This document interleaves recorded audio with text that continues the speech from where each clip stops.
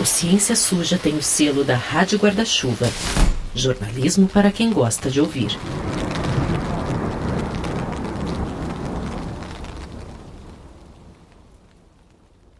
Já vai começar o episódio.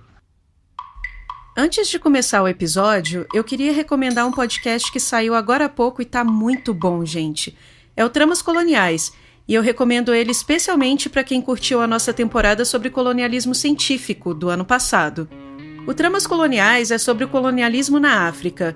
Ele é apresentado pela Raquel Sirotti, que estuda a história do direito africano, e pela Gabriela Montoni, que é historiadora, e tem a direção do incrível Rodrigo Alves, do podcast Vida de Jornalista. Eu recomendo ouvir todos os episódios, mas no quarto tem um debate muito interessante sobre racismo científico e como ele virou um instrumento de dominação pelo colonialismo. E isso tem reflexos, né? Para você ter uma ideia, tem um mercado popular na Namíbia que vende cosmético clandestino para clarear a pele. Então escuta só um recado do pessoal do Tramas Coloniais. Uma loja de antiguidades é um dos lugares mais estranhos, assim, que eu já entrei, eu acho que na minha vida.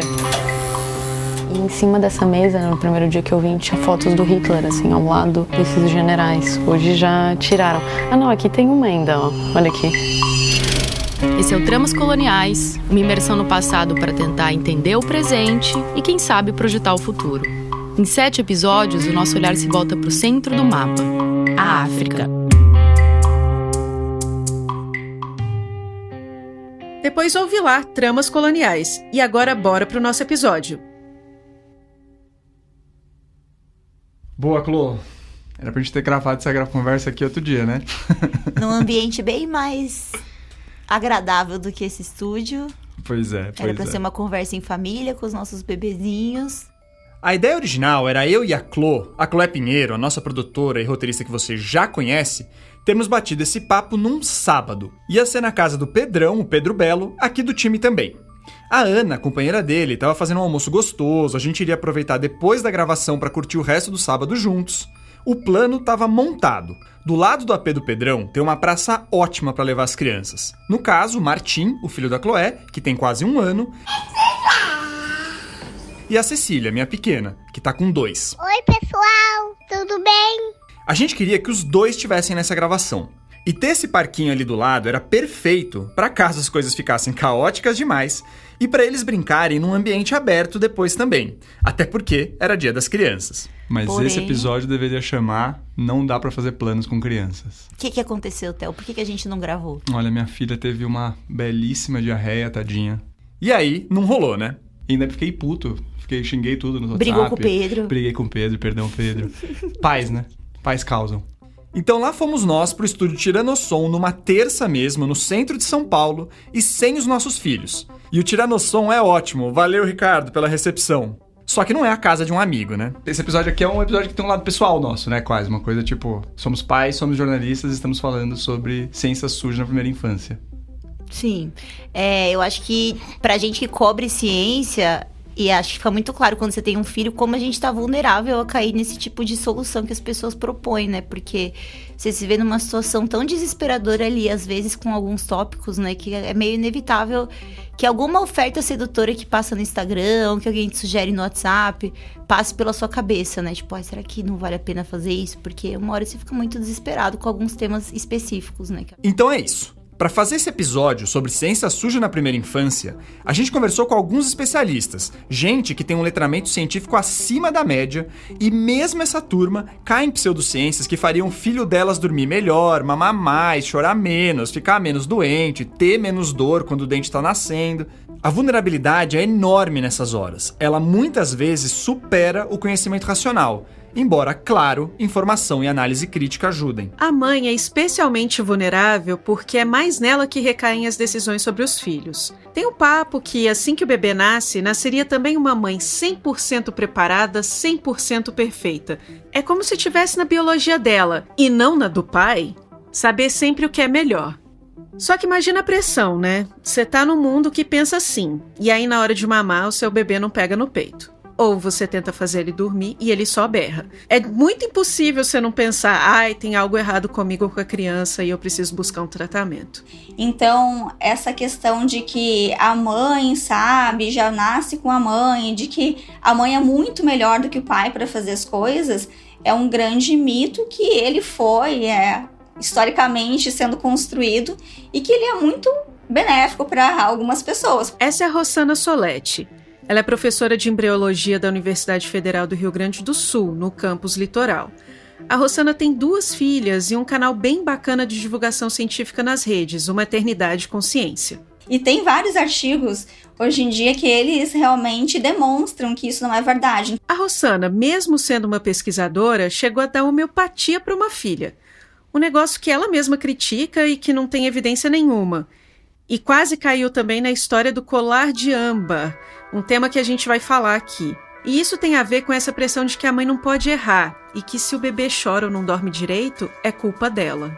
Nesse episódio, você vai entender como o mito da mãe perfeita, interesses econômicos gigantescos e umas outras coisas geram essa predisposição alta de cair em pseudociências na hora de tentar cuidar de uma criança. A gente vai entrar na questão da amamentação e como estão atacando esse momento para vender leite artificial a famílias que não precisam dele.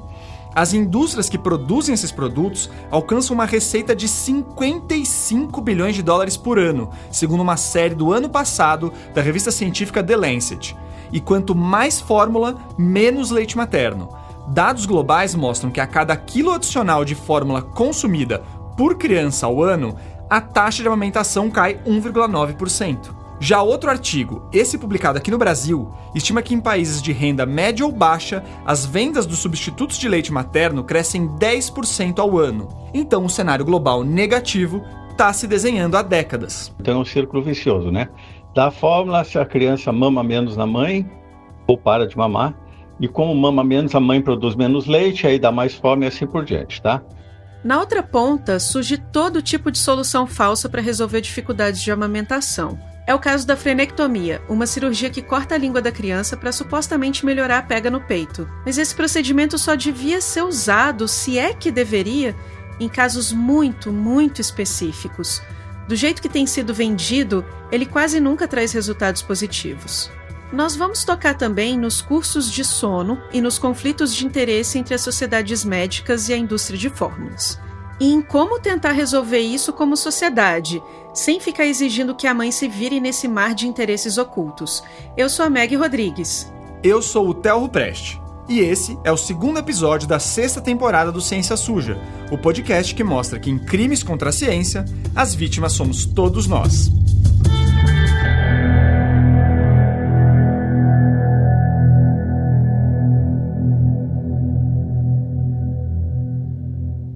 E a gente quase que culturalmente se prepara, até, né, quem tá mais ligado nisso, se prepara muito pro momento do parto, porque a gente sabe que pode ser foda ali, que pode, tem que tomar cuidado pra não cair numa cesárea sem querer, então você se protege super nessa linha. A gente tem um episódio sobre isso, chama República das Cesáreas, depois vai lá ouvir.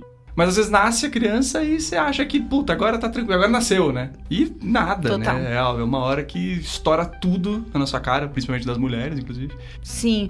Pra mim, esse negócio da amamentação foi bem chocante, assim, quando o bebê nasceu. E eu acho que eu só não parei de amamentar porque, como jornalista de saúde, eu conhecia muito sobre os benefícios da amamentação. Então, eu achei que valia o sacrifício. Porque foi bem isso, eu me preparei pro parto, paguei fisioterapeuta pélvica, paguei a enfermeira obstétrica. No fim das contas, fez nada lá, só botou umas luzinhas, porque o parto foi cesárea. Enfim, né, outro tópico aí. E aí, chegou na hora da amamentação, doía muito, assim, doía muito, muito, muito. E aí, você escuta que não é normal sentir dor, mas é normal sentir dor, vai calejar.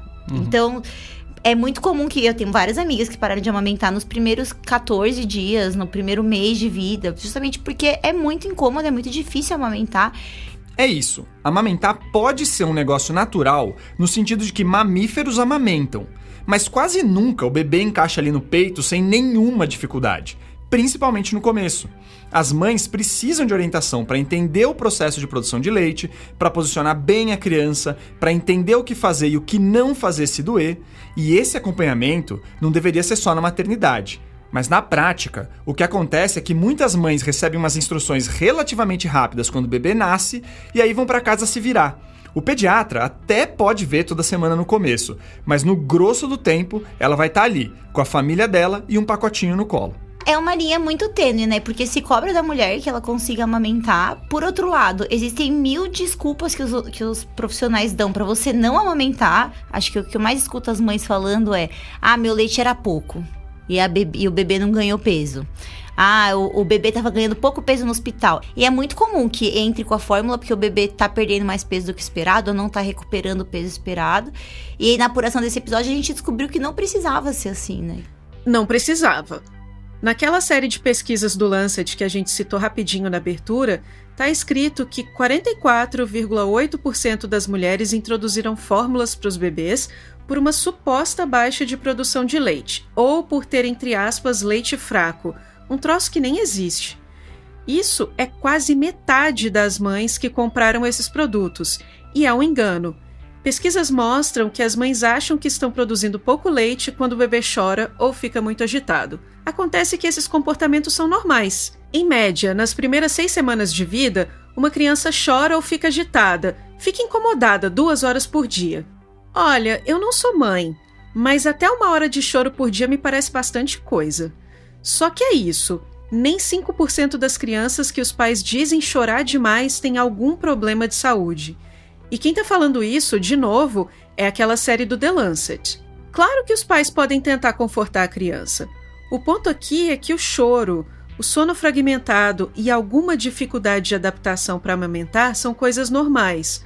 Os bebês precisam ser acompanhados por pediatras? Sim, claro, mas eles não precisam receber fórmula logo de cara sem uma investigação detalhada que aponte os problemas reais. Mesmo a questão do ganho de peso é relativa, como a gente vai ver daqui a pouco.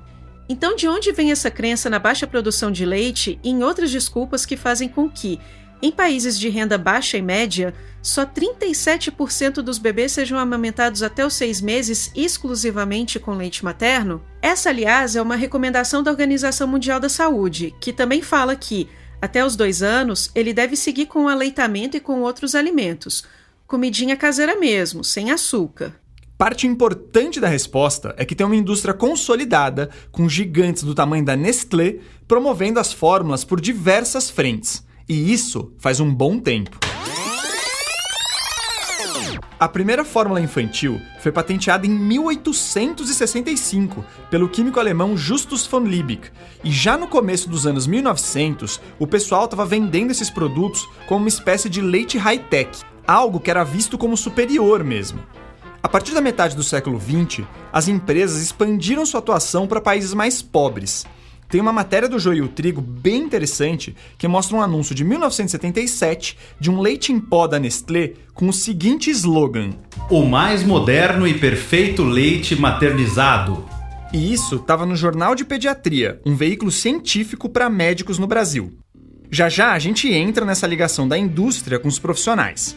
O fato para focar aqui é que o mercado das fórmulas estava aquecido para burro e chegando em locais onde a água tratada era privilégio. Só que aconteceu que no terceiro mundo não só as mães começaram a usar a fórmula, como eles doavam durante um tempo, depois paravam de doar, as mães começavam a comprar, não tinham dinheiro para comprar a fórmula, diluíam a fórmula, usavam também às vezes uma água inadequada, então a diarreia começou a graçar e a mortalidade infantil começou a subir muito.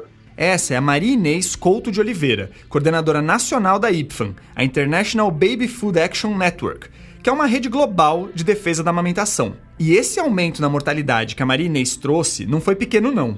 Estima-se que naqueles anos, o uso de fórmulas por pais sem acesso à água limpa matou mais de 9 crianças a cada 1000 nascidos vivos. Com isso, começou um boicote, principalmente a Nestlé, né, que era a indústria mais importante daquele tempo. E esse boicote se estendeu por vários países. Foi desse boicote que diferentes ONGs se juntaram para criar a IPFAN, em 1979. Uma das primeiras medidas da IPFAN foi pedir para a OMS criar uma regulamentação de proteção à amamentação. Aí, em 81, surgiu o Código Internacional de Comercialização de Alimentos para Lactentes, que hoje o pessoal chama só de O Código. Desde essa época, o código define regras que restringem a publicidade, o contato direto entre a indústria e profissionais de saúde e outras coisas também. Mas isso depende da adoção de cada país. No Brasil, a implementação começou a acontecer em 88 e depois por diferentes regulamentações. Não, o Brasil é um dos países que mais segue o código, né? O Brasil é um dos países que tem esse código enquanto uma lei nacional, né? Que foi regulamentado por um decreto. Então, hoje em dia, em alguns pontos, essa lei brasileira até avança além do código, né? Por aqui, as fórmulas ou as mamadeiras e chupetas não podem fazer publicidade, não podem anunciar descontos, dar brindes, etc. Sabe quando tem o valor de um produto riscado e aí um novo valor com desconto embaixo? Então, nem isso pode. O grande problema, segundo a Maria Inês e outras fontes, é a fiscalização. Tanto que, todo ano, a IBFAM faz um monitoramento para ver se essas regras estão sendo seguidas em pontos de venda, como farmácias. Dos 1.108 registros coletados em 2022, 78% tinham alguma infração. Fui monitorar a farmácia da Rocinha. Bem na porta da farmácia, tinha não sei quantos, da 1.000, uma opção de fórmula infantil, tudo em promoção na porta da farmácia com uma cartaz enorme, oferta. Então é uma loucura, né? O bacana desses monitoramentos da IBFAM é que eles são educativos. Principalmente em farmácias pequenas, as normas que restringem a divulgação de fórmulas são pouco conhecidas. A Maria Inês e a turma dela dão os toques nos farmacêuticos e nos gerentes e percebem que, nos anos seguintes, a coisa melhora. Mas ela também falou pra gente que tem muita rede grande que faz essas coisas sabendo que tá errada. Aí, em 2023, a IBFAM fez um monitoramento que se concentrou no universo online. E olha, foi de chorar. Dos 233 registros em websites e redes sociais, 205 tinham violações. Teve uma influencer com a cara de pau de escrever isso aqui. Por que a fórmula não pode ser oferecida em livre demanda? Para quem não pegou a analogia, uma das recomendações atuais da pediatria é oferecer o leite materno em livre demanda, ou seja, quando o bebê quiser, e não só de X em X horas. Aí a fulana me inverte essa lógica para defender um libera geral de fórmula infantil. Aquela série do The Lancet diz que, em média, cada post de influenciador digital bancado pela indústria das fórmulas chega a 400 mil pessoas. E 2,75% dessas visualizações terminam em alguma ação, como um clique num site que, sei lá, vende fórmula. Depois que o bebê da Clô nasceu, ela começou a receber na timeline do TikTok vários vídeos de mães exaltando o que a Fórmula X tinha feito pelo filho dela. Tinha até aquele esquema de antes e depois, de um recém-nascido magrinho para um bebezão cheio de dobrinhas depois de receber leite artificial.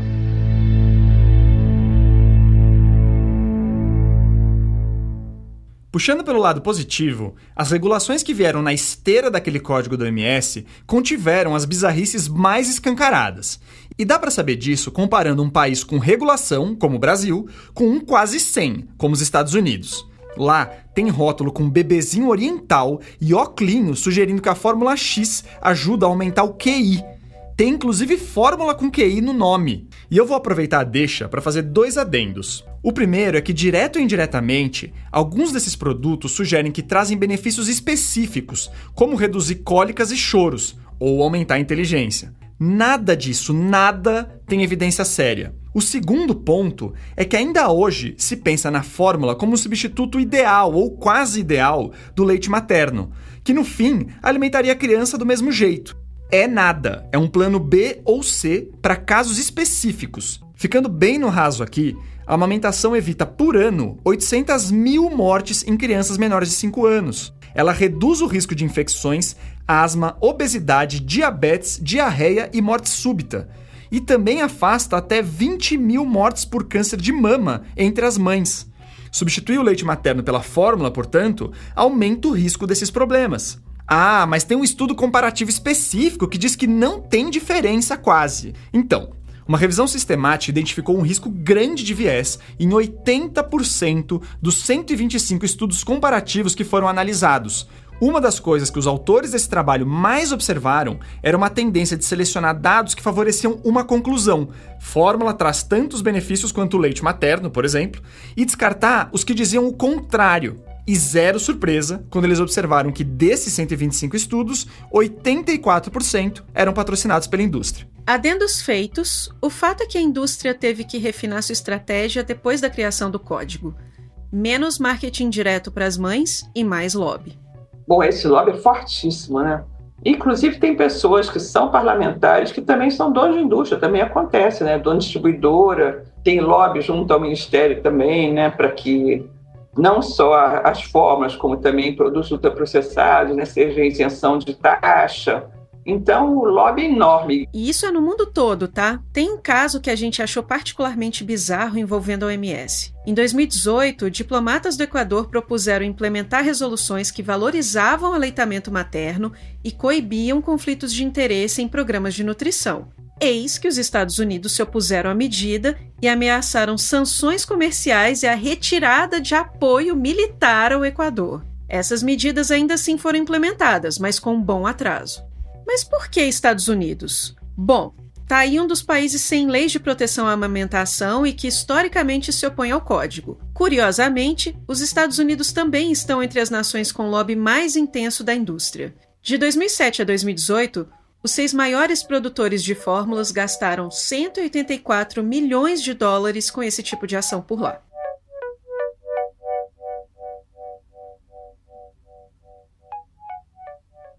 Você que tá ouvindo deve ter enjoado do tanto de vezes que a gente citou essa série do Lancet, né? Essa história do Equador saiu de lá também, aliás.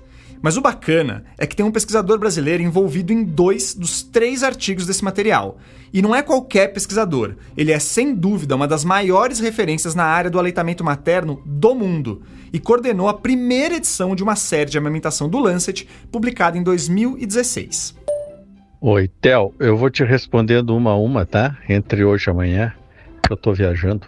O César Victor é epidemiologista e professor emérito da Universidade Federal de Pelotas. Ele estava sem condições de gravar uma entrevista, mas topou responder umas perguntas por WhatsApp. E ele citou uma outra frente de atuação das empresas que vendem leite artificial. A outra coisa que é importante também é coibir uma certa cumplicidade que existe entre a indústria e médicos, né? Um estudo de 2019, publicado no BMJ Open, analisou 114 sites ou contas de Facebook de sociedades de pediatria e viu que 60% afirmavam receber um apoio financeiro da indústria. A nossa Sociedade Brasileira de Pediatria, SBP, não é exceção. Em 1960, a SBP ganhou uma nova sede da Nestlé, por exemplo, segundo uma reportagem do Joio e o Trigo. E desde então, a Nestlé e outras empresas do setor seguiram apoiando a entidade por diferentes vias. Isso aí é um problema sério no Brasil. Tem muitos eventos de pediatria com patrocínio da indústria e os organizadores às vezes dizem, se não tivesse patrocínio da indústria de fórmulas infantis, a gente não conseguiria organizar o evento. Então não organizem um evento mais simples, né? É importante ponderar aqui que o Victoria não estava falando especificamente da SBP nesse áudio e sociedades médicas não são proibidas de receber dinheiro da indústria no Brasil, apesar do código da OMS desaconselhar essa liberação. Isso é bem comum aqui, e tem um monte de farmacêutica que também apoia essas sociedades, seja para fazer eventos ou congressos, seja para produzir materiais, etc. Então é um negócio normalizado, vamos dizer assim. Os próprios médicos são apoiados pelas empresas. Em um estudo que incluiu 26 hospitais brasileiros, mais da metade dos profissionais de saúde afirmaram que receberam algum patrocínio da indústria de substitutos do leite materno, em especial da Nestlé e da Danone. Verdade é que 49% mencionaram que ganharam materiais de escritório e 21% uns brindes.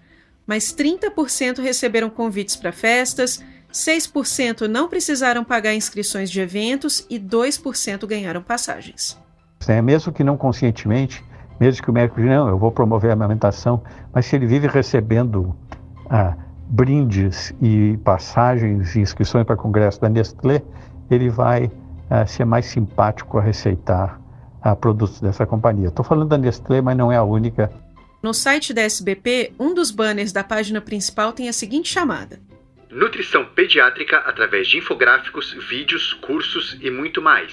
Clique e confira. Não tem qualquer menção a empresas nesse banner, mas o link leva para esse mesmo instituto da Nestlé. Segundo a série do Lancet, o Nestlé Nutrition Institute é a maior organização privada de pesquisa em nutrição do mundo. São 200 estudos gerados por ano, com plataformas de educação virtual que atingem mais de 300 mil profissionais de saúde. Então não é peixe pequeno, não. E pelo menos para mim, pelo site da SBP, foi mais fácil chegar nessa página da Nestlé do que encontrar o manual de alimentação da sociedade. Então, se você é um pediatra e vai procurar no site da SBP onde se informar sobre nutrição, tem uma chance considerável de cair no material do parceiro. E o próprio guia de alimentação da SBP foi escrito por alguns profissionais com conflitos de interesse. Dos 29, 9 declararam relação com a indústria de fórmulas. Esses vínculos incluem aulas, presenças em comitês científicos e por aí vai. É um risco, mas fica o contraponto que o manual da SBP é incisivo na defesa do aleitamento materno. Há uma recomendação clara para o médico orientar os pais sobre as mamadas e sobre os riscos de mamadeiras. E tem uma menção à necessidade de seguir aquele código do MS. No mais, a gente não está aqui para atacar a SBP, que faz trabalhos importantes em áreas como a vacinação. Mas que tem uma relação complexa aí, isso tem. Tem o fato também de que o médico vai vendo a marca desses produtos em tudo que é lugar de referência para a ciência. Os principais fabricantes de fórmula têm estandes em diferentes congressos de pediatria, e eles também fazem eventos próprios. Então a presença desses produtos vai ganhando um ar de naturalidade. A gente teve acesso aos gabaritos comentados das provas de especialista da SBP. Só para esclarecer, a prova de especialista precisa ser feita por quem quer se chamar de pediatra no Brasil. Já esse gabarito é um documento com as explicações para a resposta correta das perguntas do exame. Ele serve para o profissional entender por que acertou ou errou aquela resposta, e também como um método educativo, de treino. Pois bem, pelo menos de 2008 a 2019, esses documentos vinham com a logo da Nestlé ou do Nestlé Nutrition Institute, um centro de pesquisas da empresa. Gente, claro que os médicos e outros profissionais precisam conhecer as fórmulas disponíveis. E também a gente entende que existem indicações específicas em que elas podem entrar em cena, como mulheres em tratamento de câncer, por exemplo, ou com condições diagnosticadas que realmente afetam a produção de leite e a amamentação. Só que tem professor para ensinar isso, e essa aproximação desde a formação pode exercer uma influência. A gente fez 8 perguntas para a SBP sobre esses pontos, mas a sociedade preferiu enviar uma nota mais geral. Eles não responderam especificamente sobre o gabarito das provas de especialista e sobre o banner no site que leva para o site do Instituto da Nestlé, por exemplo. Mas eles falaram coisas como: a Sociedade Brasileira de Pediatria vem manifestar publicamente sua veemente desaprovação a quaisquer insinuações, consideradas injustas e ofensivas, de falta de isenção por parte desta entidade e de seus associados na defesa dos interesses das crianças e dos adolescentes do país, em especial no que se refere ao aleitamento materno. O aleitamento materno é cláusula pétrea da SBP, cuja prática individual e política pública tem sido estimulada por meio de inúmeras medidas. A produção de documentos, a realização de campanhas, cursos e treinamentos, o apoio à instituição de um mês dedicado especialmente ao tema Agosto Dourado, a luta pela ampliação da licença maternidade e paternidade e o reconhecido empenho em favor desse tema testemunham o compromisso desta entidade com a amamentação. Sobre relações com outras empresas, é dito que o apoio de empresas às atividades da SBP, quando ocorre, tem sido feito mediante contratos nos quais constam garantia de prévia validação de conteúdos e de total autonomia da entidade e de seus especialistas associados. Essas ações de caráter institucional estão vinculadas estritamente à manutenção de projetos de educação continuada, relevantes para o aperfeiçoamento de pediatras, ancorados nas mais recentes evidências científicas. E eles terminaram a nota com uma frase em negrito: não há outra instituição que se aprofunde nesse mister com a isenção e a abrangência da Sociedade Brasileira de Pediatria e todas as suas filiadas. A nota completa tem mais texto, e a gente vai deixar na íntegra nas nossas redes, nos tocadores e no site. A gente enviou perguntas para a Nestlé sobre a parceria com a SBP, sobre a série do The Lancet, sobre aquele boicote à marca depois que crianças morreram ao usar fórmula com água suja e sobre a amamentação de forma geral. A Nestlé preferiu enviar um posicionamento mais amplo, sem entrar nesses pontos diretamente. Ouve só um pedaço.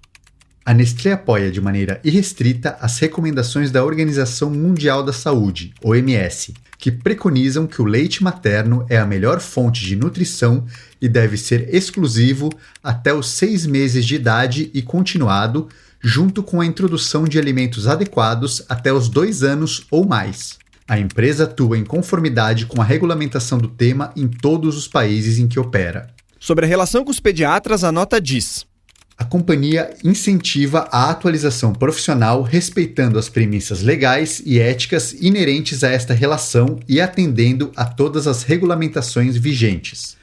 Em todas as suas comunicações com profissionais de saúde, a Nestlé sempre destaca que o leite materno é a melhor opção para a alimentação de bebês. Para fechar o tema, a empresa alega que foi pioneira também na adoção de parâmetros mais rigorosos para divulgar seus produtos ao público infantil. Toda a comunicação é voltada aos pais, a quem cabe a decisão de compra. A gente foi meio feito de trouxa lá na maternidade, porque a Ceci precisava tomar banho de luz lá, porque ela estava com icterícia, que aliás é super comum. E inclusive a amamentação ajuda a reduzir o risco de icterícia. Outra coisa que a gente descobriu na apuração. Outra coisa que a gente descobriu, essa é surpreendente, inclusive. E o louco é que assim, ela não parava quieta ali no bercinho para fazer o banho de luz. Para quem é leigo no assunto que nem eu, banho de luz é quando você bota o recém-nascido debaixo de uma lâmpada que emite uma luz específica. Essa luz meio azulada quebra o excesso de bilirrubina no sangue. Bilirrubina é uma substância que deixa a pele amarelada e que, se está muito elevada, pode afetar o desenvolvimento. O bebê precisa ficar um bom tempo no bercinho recebendo essa luz, e o médico fica medindo a concentração de bilirrubina para ver se o tratamento está fazendo efeito. É isso aí mesmo. Só que no nosso caso, nem as enfermeiras estavam conseguindo fazer a minha filha ficar parada no berço para dar esse banho de luz. Então, elas sugeriram de levar a Ceci pra enfermaria, porque lá talvez ela ficasse. A gente topou, né? Aí voltaram daqui em 15 minutos. Olha, realmente, ela é bem agitada. Então a gente pensou... Ela era agitada desde o berço. Jura, né? Exatamente, eu mandava na gente desde aquele começo. Mas e aí rolou isso, né? Ela assim, então, pra gente, talvez, pra ela acalmar, a gente pensou em dar uma fórmula pra ela pra gente dormir. E eu, Thaís, primeiro dia, completamente sem noção do que fazer, falou, cara, tá bom, ela precisa tomar aquilo, senão ela não sai do hospital, precisa lidar com essa coisa de icterícia. E deram fórmula. Então ela assim, tomou fórmula, não era nem a questão do peso, era tipo um off-label, dá pra acalmar, pra dormir. Então, profissionais de uma maternidade deram fórmula no 2º dia de vida da minha filha pra ela sossegar. E sim, a fórmula até pode funcionar como uma feijoada para o recém-nascido, meio que para ele apagar, mas não tem qualquer diretriz defendendo esse uso e menos ainda pensando no banho de luz, até porque a amamentação ajuda a evitar a icterícia. Ao mesmo tempo, sobram pesquisas indicando que a introdução precoce de fórmula aumenta o risco de desmame. Só que a gente aceita, porque não tem como estar preparado para tudo e tem toda uma insegurança na hora. Eu e a Thaís, a gente só pensava que essa icterícia poderia agravar e afetar o desenvolvimento da Cecília. É isso. Ao mesmo tempo eu me sinto mal apurando esse episódio em alguns momentos de ter que ficar batendo em fórmula, porque eu vejo muitas mães que têm que dar fórmulas pros filhos. Total. E assim, é um tem que ainda muito relativo, porque provavelmente elas não teriam, se não fosse essa indústria toda e os profissionais de saúde aconselhando elas mal. Esse ponto que a Clô trouxe no nosso papo tem 2 vertentes. Uma que a gente vai abordar depois, sobre o fato de que a amamentação não é só a responsa da mãe, é de toda a sociedade. E a outra, pra gente focar agora, é sobre como alguns profissionais veem na fórmula uma solução fácil, entre aspas, para questões que vão da dificuldade normal da amamentação a um ganho de peso abaixo do que seria esperado, segundo as curvas de crescimento. E para isso, a gente precisa entender essas curvas, como elas foram construídas e como deveriam ser usadas hoje. Para os pais da audiência, isso aqui não vai ser novidade, mas esse gráfico traz o peso no eixo vertical e no horizontal tem o tempo de vida. A gente vai colocar um desses no material complementar, mas tem várias linhas de cores diferentes já desenhadas ali de cara. Aí o pediatra vê a idade do bebê, pesa ele na balança e vai lá e põe o pontinho onde o seu filho se encontra nesse gráfico. Se ele está cravado na curva do meio, quer dizer que 50% dos bebês dos estudos que foram usados para fazer essas curvas eram mais pesados do que ele nessa fase da vida, e 50% menos. Se ele vai ficando nas curvas de cima, é porque é mais gorduchinho do que a maioria. Aí ninguém reclama. Mas se vai ficando nas curvas de baixo, é porque é mais magro. E aí começa a ansiedade. Muitos pediatras, principalmente antigamente, né, interpretavam a curva baixa, a criança que nasce abaixo que está crescendo abaixo da curva, como sinal de dar fórmula e davam fórmula e aí atrapalhavam a amamentação. Tá aí o César Victoria de novo. Mas o que tem que lembrar é o seguinte, primeiro, quando a criança está crescendo abaixo da curva, primeiro ela pode ser pequena, né? Os pais podem ser pequenos, ela vai ser pequena. Nem todo mundo tem uma altura média, né? Então a segunda coisa que tem que ver é se essa criança está mamando bem. O Victoria sabe do que ele está falando. Ele é um dos responsáveis pela curva usada atualmente pela OMS. Tinha uma versão anterior, e ela era uma alegria para quem quer vender fórmula. A gente observava isso aí nos anos 90, tá? Que eu era do Comitê de Peritos em Nutrição Infantil da Organização Mundial de Saúde, e lá no comitê a gente observava que tinha muitas crianças amamentadas, saudáveis, que não tinham infecções, que tinham desenvolvimento ótimo, mas parecia que a partir dos 4 meses de idade elas não estavam crescendo conforme as curvas. E isso era usado pela indústria e pelos pediatras como justificativa para entrar com as fórmulas. Mas a gente ficou preocupado e a gente começou a olhar melhor essas curvas que eram adotadas pela Organização Mundial de Saúde, e elas eram umas curvas que foram feitas numa única cidade, população branca, do interior dos Estados Unidos, no estado de Ohio, tá? Cerca de 80% dessas crianças tinham recebido fórmulas infantis. Então, será que as curvas não estavam sendo infladas por esses produtos?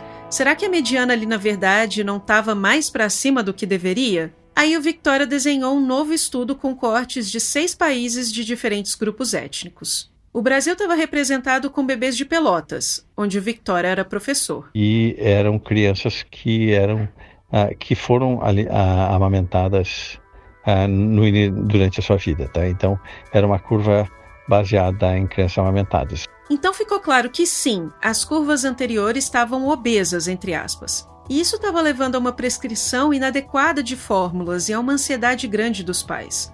A partir desse trabalho dirigido pelo Victoria, os gráficos foram atualizados para baixo, o que já ajudou muito. Mas mesmo assim, se um bebê está nas curvas baixas e o pediatra já começa a pensar na fórmula, mesmo as curvas atualizadas não vão ajudar. E aí a gente volta para o segundo ponto que o Victoria falou antes. Tem que ver se a criança está mamando bem. Porque às vezes tem questões que eu acho que eu já te falei antes, de posicionamento da criança no peito, de horário das mamadas, tem que deixar a criança mamar toda vez que quiser, não ficar só dando mamada de 3 em 3 horas. A questão de alternar os seios e assim por diante, tá? Então primeiro você tenta ajustar o aleitamento. E isso antes de correr para a fórmula. Dá para esperar, a não ser em caso de desnutrição extrema. Só que para isso, o médico tem que estar presente ali. E outra, não é porque a criança vem evoluindo sempre nas curvas mais baixas que isso é um problema. Ela pode ser só magrinha. O problema é quando ela está num percentil alto e ela começa a cair, ela começa a cruzar a curva para baixo. Aí que precisa de alguma intervenção para entender o que está acontecendo. Ela pode até ter uma infecção, uma doença que, se tratada, a criança volta a crescer, entendeu? Então não é um sinal de automaticamente dar fórmula, e se der a fórmula, imediatamente, como a primeira reação a uma queda da criança na curva, isso aí é daninho. O Victoria levou esses ensinamentos para a família. Que levam à obesidade. Tá? Deixa eu cuidar do meu neto aqui, que foi amamentado exclusivamente até os 6 meses de vida. Chegou o Pedro, tá bom. Tchau, Theo, depois eu respondo. Depois do intervalo, a gente muda o foco para quem quer amamentar tanto, mas tanto, que acaba caindo em procedimentos até cruéis, como a frenectomia.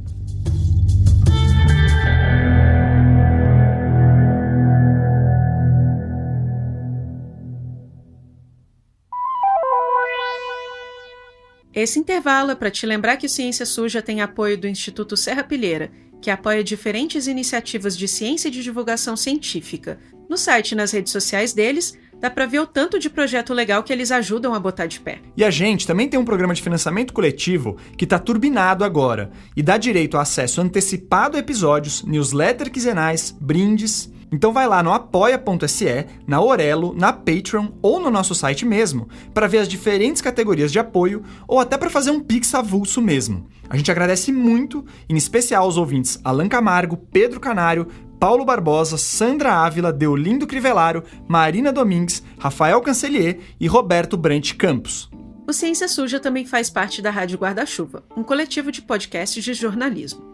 E já que o debate sobre clima tá pegando, uma indicação ótima é o Economia do Futuro. Nele, a Melina Costa discute diferentes assuntos com pano de fundo de uma economia mais justa e alinhada com a natureza. Tem episódios sobre a COP, sobre as queimadas no Brasil e a ligação disso com a economia, sobre as metas para barrar o aquecimento global. Depois daqui, vai lá ouvir.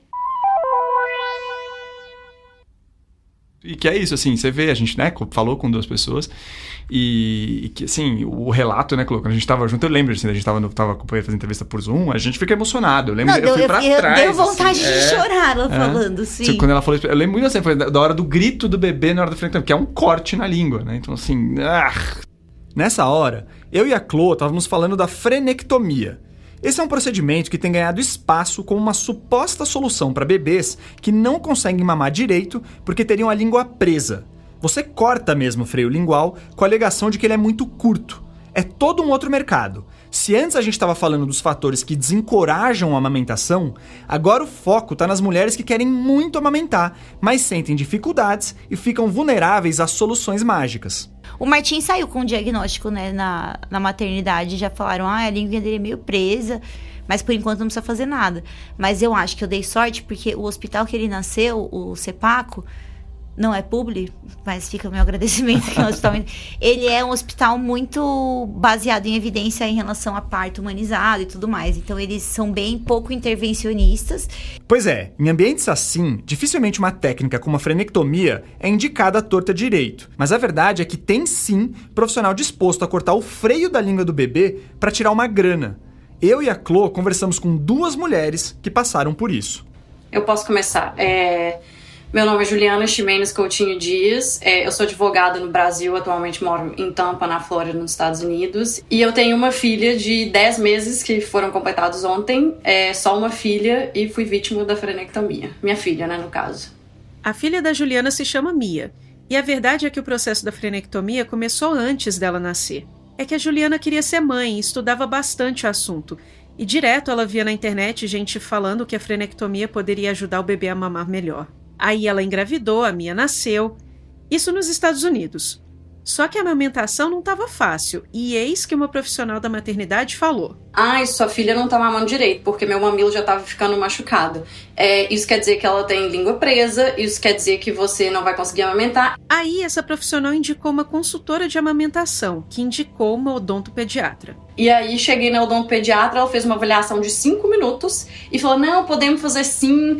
Sem orientações adequadas para amamentar, sem estímulo para isso até, a Juliana cedeu e a Mia passou por uma frenectomia com 3 semanas de vida. Uma frenectomia a laser, aliás, que é mais perigosa.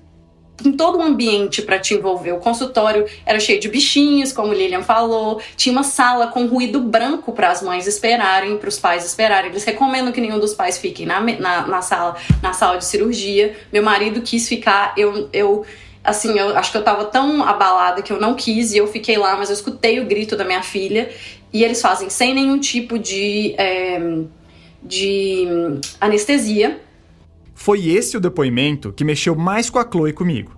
Eu fui obrigada na recuperação a fazer um monte de alongamentos na boca, que era assim uma tortura para minha filha. Minha filha gritava, eu tinha que fazer isso 6 vezes ao dia. Mas tudo isso aí não resolveu nada. As coisas só melhoraram quando a Juliana deu um chega pra lá nesses profissionais e foi buscar apoio onde dava, no caso, nas redes. E foi lá que ela encontrou o perfil Bebê Fora da Curva, da Lilian. Eu sou Lilian Christian Rocha, sou médica cirurgiã vascular, moro no interior do estado do Tocantins, tenho 36 anos, tenho 2 filhos, o meu Álvaro, que tem 5 anos agora, que ainda mama, e a minha Olga, que tem 3 anos, que também mama. A Lilian compartilha conteúdos nas redes sobre amamentação.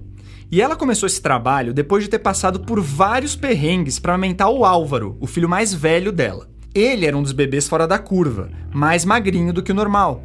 O Álvaro não tinha nenhum problema de saúde, mas com 7 dias já foi submetido a uma frenectomia por indicações dos profissionais que estavam atendendo a Lilian. Veio e disse, olha, seu bebê mama muito mal e eu estou vendo que ele tem língua presa. É só você ir na fulana de tal, que ela corta a língua assim, bem rápido. Você vai ver que vai sair do consultório amamentando bem. E aí ela cortou a língua do Álvaro, foi horrível ver a cena, ele gritou assim. Então quando eu vejo a Juliana falando da Mia, é a mesma... Eu vejo um filme se passar pela minha cabeça do que aconteceu no dia. O Álvaro gritou, eu chorei, meu esposo também. Foi um negócio horrível.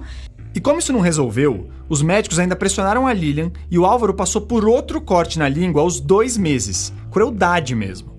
A Lilian só escapou desse pesadelo quando foi até Brasília, lembra que ela estava no interior do Tocantins, e se consultou com uma pediatra que, essa sim, ficou um tempão com ela para ajustar a amamentação. Eu ouvi goles que eu nunca tinha ouvido na minha vida. Goles, assim, dele acabar a mamada destruído. E eu senti 0,2. A frenectomia para amamentação até poderia ter uma indicação bem específica, em alguns casos em que a criança tem anquiloglossia sintomática.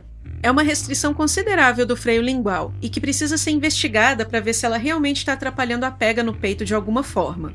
Mas isso é um negócio raro, que exige primeiro descartar outras hipóteses bem mais frequentes, como erros na técnica de amamentação, e que não justifica essa febre atual. Um artigo da Academia Americana de Pediatria mostra que o número de frenectomias aumentou 10 vezes entre 1997 e 2012, e mais que dobrou de novo entre 2012 e 2016.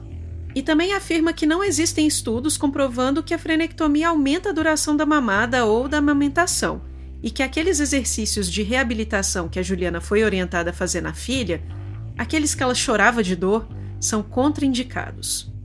A própria Associação Brasileira de Cirurgia Pediátrica diz que, na maioria das vezes, dificuldades de amamentação, inclusive dor e lesões da mama, são devidas a defeitos na técnica da amamentação, corrigíveis com simples orientação e correção do acoplamento do bebê à mama. Ah, mas a minha amamentação melhorou depois do procedimento. Quer saber um segredo? Ela tende a melhorar de qualquer jeito com o tempo. E aí o profissional que vendeu a frenectomia sai como herói da história só por ter acertado o timing. Quando não rola essa sincronia, como foi com a Lilian e com a Juliana, esse cara some. Ou inventa novas coisas malucas, indica para mais colegas, faz a roda girar. Entre essa e outras tentativas, a Lilian gastou R$20 mil. E além de não funcionar, a frenectomia pode trazer riscos, como infecção, dor e sangramentos. A Lilian contou que conheceu uma família que o bebezinho foi parar na UTI depois da intervenção. E isso só falando de risco imediato, porque você está cortando um tecido que tem nervos e que pode perder a sensibilidade. Escuta só a odontopediatra Tatiana Fidalgo. Outra coisa que eu já vi também, que já chegou pra gente, foram crianças, depois de algum tempo, feita a frenotomia, com problema de fala, de motilidade, porque a cirurgia foi feita de forma inadequada. A Tatiana é professora da Universidade Estadual do Rio de Janeiro e foi muito gentil em falar sobre a frenectomia, porque, na verdade, a gente chegou nela por outro motivo, o colar de âmbar.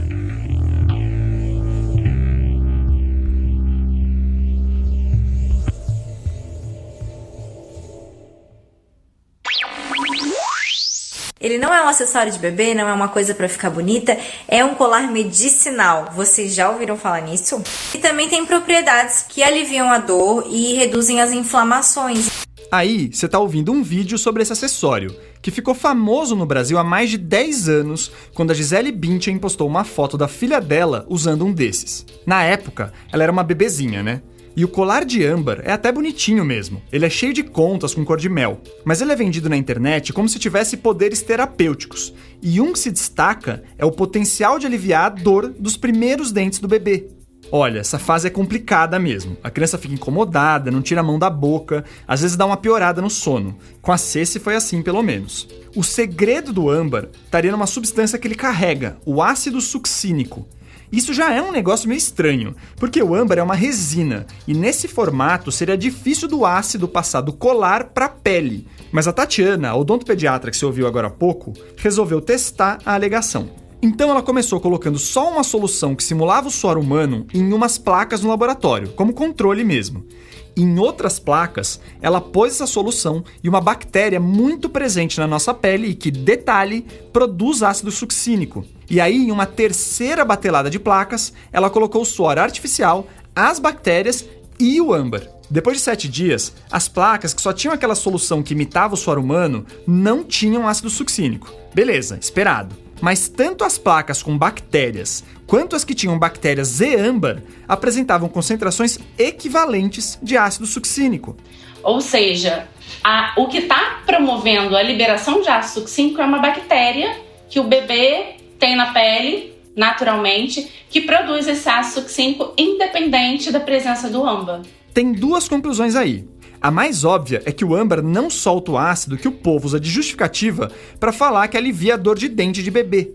E a segunda é que a justificativa em si é falsa, porque bactérias presentes naturalmente no corpo do bebê produzem ácido succínico e ele ainda assim chora quando nascem os dentes. O fato é que há um bom tempo os pediatras sérios já descartam o uso do colar de âmbar. Em 2018, o FDA nos Estados Unidos já estava dizendo que recebeu relatos de estrangulamento e engasgo por causa do acessório. Para driblar isso, tem gente que põe uma pulseira ou uma tornozeleira de âmbar no filho, o que não zera o risco, porque elas podem arrebentar e as contas irem parar na boca do bebê durante o sono, por exemplo. E ok, não tem âmbar mágico para aliviar o incômodo dos primeiros dentes, nem fitoterápicos ou chás, tá?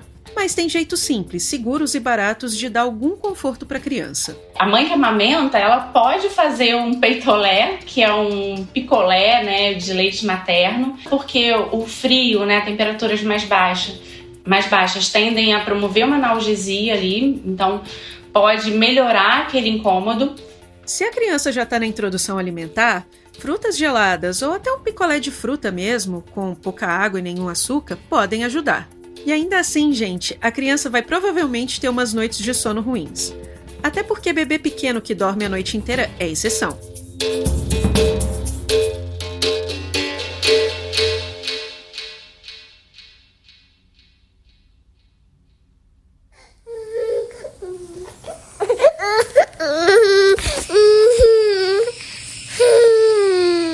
Bom, gente, são 2h37, o bebê ainda não dormiu direito. Tá só se virando de um lado pro outro. Agora eu vou chamar o pai, porque já tá demais pra mim. A Clô sofreu com o sono do Martim, e isso é comum a muitas mães. Logo quando o bebê nasce, é automático que você começa a ser impactado por um monte de propaganda no Instagram de consultoras do sono prometendo que seu filho vai dormir 12 horas. Você ficou rodando, né, nas redes sociais isso, né? Sim, que ele não precisa dormir no peito, que se ele desperta muito, tem alguma coisa errada com o desenvolvimento dele. Que se ele, ou pior, que se ele não dormir bem, então ele não tá se desenvolvendo direito, então você tem que fazer alguma coisa a respeito, porque senão seu filho não vai ser um adulto pleno e saudável. A consultoria de sono é um serviço oferecido por qualquer pessoa, profissional de saúde ou não, que fez uns cursos ou nem isso. Nem todo consultor é picareta, mas boa parte vem com promessas fora do normal e com a ideia de que os despertares podem representar um problema. Não se espera que uma criança de 4 meses ande. Não se espera que uma criança de 6 meses fale, porque ela não tem estrutura cerebral para isso. Mas se espera que um bebê de 3 meses durma a noite toda. Isso é incongruente, sabe? Porque ele não tem esse cérebro para isso. E hoje eu sei que cerca de 10% só que vai dormir uma noite sem demandar os pais, desde os 3 meses de idade, cerca de 10%. E o meu filho não estava nessa faixa, então nada do que ela falava adiantava. Aí você ouviu a Mariana Rios. Ela é uma pediatra mineira que tem um canal bombado no Insta, o @umamãepediatra. E ela é mãe do Bento, de 6 anos. Quando o Bento era neném, ela desesperou, porque ele não dormia, e aí caiu numa consultora de sono bem questionável. Aí você pode perguntar, pô Meg, mas como uma pediatra cai nessa? Eu formei em residência em pediatria, eu sou uma pediatra e eu nunca tive uma aula de sono. Fica o parênteses aqui de que existe um certo descolamento entre a formação do médico e os anseios dos pais. Mas é aquilo que a gente falou no começo. Na loucura da maternidade, raciocinar com clareza não é fácil. Então lá foi a Mariana na consultora de sono. Primeiro, a consultora deu dicas básicas de higiene do sono que realmente são bacanas. Aquela coisa de deixar as luzes baixas à noite, não estimular muito o bebê, fazer um ritual relaxante. Ok, isso ajuda, só que não faz a maioria das crianças apagar a noite toda. O relógio biológico do bebê ainda é muito imaturo. Então o filho dela seguiu acordando. E aí ela foi aumentando as intervenções. A consultora começou a pedir para deixar a criança chorando um tempo sozinha, não olhar no olho, não pegar no colo. Ela foi aumentando as intervenções até que com 5 meses nada tinha funcionado. Ela começou a dizer assim para mim, eu acho que a gente deve procurar um neurologista, que seu filho pode ter algum problema. E aí nesse momento eu acordei. Falei, não é isso. Importante dizer que ninguém aqui tá falando que precisa pôr o bebê no colo na primeira resmungadinha. Às vezes é só um reflexo, ele tá sonhando. Mas deixar uma criança pequena chorando sozinha não é bacana, ela precisa se sentir amparada. Estudando sobre o assunto, a Mari descobriu que tem até estudo associando o treinamento de sono com o maior risco de morte súbita, porque o choro também pode ser um pedido de socorro. E quando o assunto é sono, a gente tem que voltar a falar da fórmula. Um dos artigos daquela série do The Lancet que a gente já mencionou reforça que é normal bebês chorarem muito e dormirem pouco. Mas o marketing da indústria tende a patologizar esses comportamentos como coisas a serem corrigidas. E a fórmula, que é pesada mesmo, especialmente para recém-nascidos, seria a solução. Se você é pai ou mãe, já deve ter ouvido por aí o papo de que criança que toma fórmula dorme mais, né? Então, esse argumento foi estimulado. Se liga nessa fala de um executivo de uma empresa irlandesa em um evento de 2017, que a série do Lancet destacou. O que estamos vendendo é sono. Se o bebê não dorme por 3 noites e a mãe está exausta, vai mudar para a fórmula. Isso ao custo de favorecer doenças no futuro e com eficácia questionável.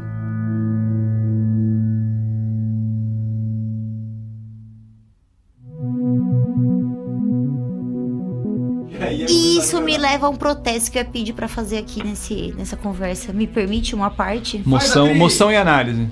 Por que é que a gente sempre fala que a mãe tá pesquisando, a mãe tá vendo, a mãe tá contratando, se o bebê tem um pai? É verdade. Por que é a mãe que tá vulnerável a esse tipo de propaganda? Por que é a mãe que contrata esse tipo de serviço? E por que é a mãe que se sente culpada depois? Cadê o pai nessa história? Fala mais, Aonde você tava? Eu tava ali. Não, tô brincando, você era um pai firmeza, você tava lá acordado na madrugada. Mas é isso, o pior de tudo é que esse é um mercado voltado pras mães, o que só reforça a ideia de que é a mãe que tem que tomar conta de tudo, é a mãe que pesquisa sobre, é a mãe que passa pro pai o que vai ser feito depois. A Clo hablou aí. Eu digo que sou um pai presente, mas cara, é real mesmo que eu mais obedeço do que proponho. Isso pode parecer uma coisa até legal, ele apoia a esposa e tal. Mas, na verdade, joga essa responsabilidade que a Chloé falou toda pra cima da Thaís, a minha esposa. A vontade de amamentar direito e de entender como um bebê se desenvolve acaba ficando quase toda com a mãe, que estuda sozinha e repassa as informações pro pai. E se dá errado, o fracasso, entre aspas, é só dela. E não foi só a Chloé que falou isso, não. Escuta só a Rossana Soletti, aquela embriologista que falou no comecinho do episódio. E eu acho que outro problema que isso traz é a sobrecarga da mãe. A gente vê, por exemplo, muitos vídeos hoje em dia falando tudo que a mãe deve fazer, como que a mãe deve agir, porque se não for daquela forma, vai causar uma série de problemas no filho, né? Isso, em 90% das vezes, é voltado para a mãe, né? Como a gente falou, a Rossana tem 2 filhas e um perfil nas redes chamado Maternidade Consciência.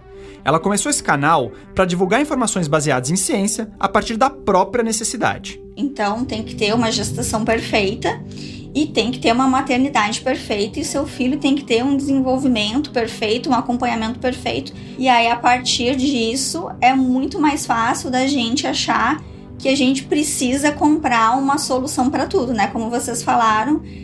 Então eu não quero aliviar minha barra, muito pelo menos, mas a bronca da Chloe e da Rossana vai para além dos pais.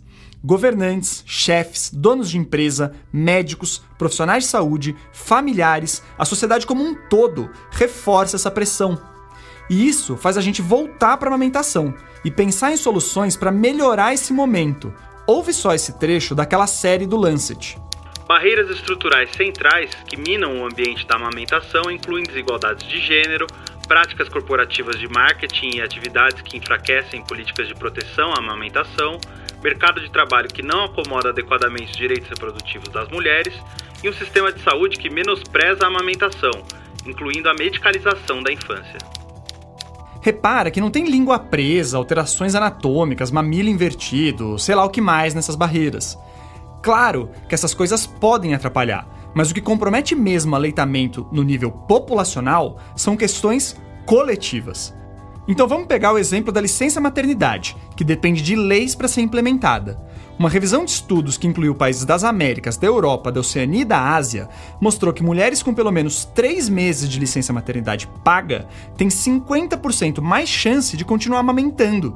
Isso em comparação com as que precisaram voltar ao trabalho antes. E se a licença é maior, fica mais fácil seguir a recomendação de amamentar exclusivamente por 6 meses. A licença maternidade é um exemplo, tem muita coisa para repensar. Mas sabe quem quer individualizar a questão do aleitamento materno e empurrar isso para o colo das mães? Mais um trecho do The Lancet. Empresas de fórmula ocultam as reais causas que fazem mulheres sofrerem para amamentar, que são mais estruturais do que individuais, enquanto ignoram efeitos danosos na saúde das mulheres e das crianças. Procurar soluções individuais para problemas coletivos. Isso vale para outros episódios dessa temporada e para pseudociências da primeira infância. Não é o bebê que tem que chorar menos, dormir mais na marra, parar de ter dor de dente. É a mãe que tem que estar menos sobrecarregada, dividindo as tarefas com o pai, incluindo as mentais. E a sociedade como um todo tem que se preparar melhor para isso.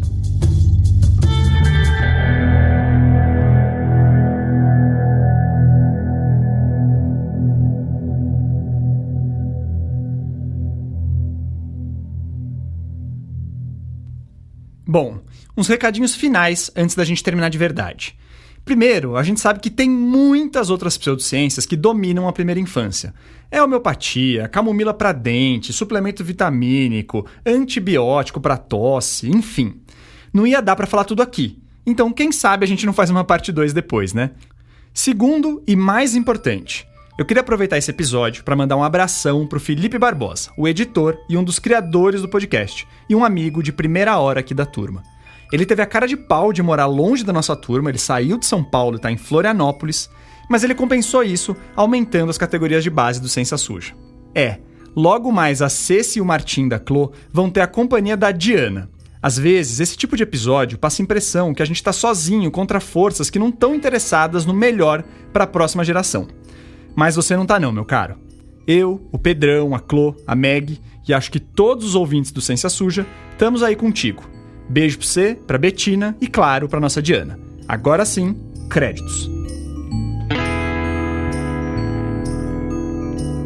A 6ª temporada do Ciência Suja é apresentada por mim, Meg Rodrigues.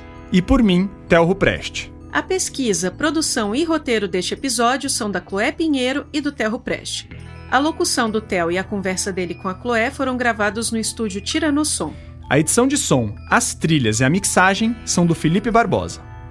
As vozes complementares são do Pedro e do Felipe. Nesse episódio, nós usamos áudios do canal Luana Burigo no YouTube. A arte de capa é da Mayla Tanferri e do Guilherme Henrique. O nosso site foi desenvolvido pelo Estúdio Barbatana. A consultoria jurídica é do advogado Rafael Fagundes. Se puder, participe do nosso financiamento coletivo. Os links estão lá no nosso site. O endereço é www.cienciasuja.com.br. Você também encontra mais informações nas nossas redes sociais, que são coordenadas pelo Pedro Belo e pela Mirella Lemos. O Ciência Suja está no Instagram, Facebook, TikTok, Twitter e Blue Sky. Siga a gente e compartilhe nosso trabalho. Isso é bem importante pra gente. Nós voltamos daqui a 2 semanas.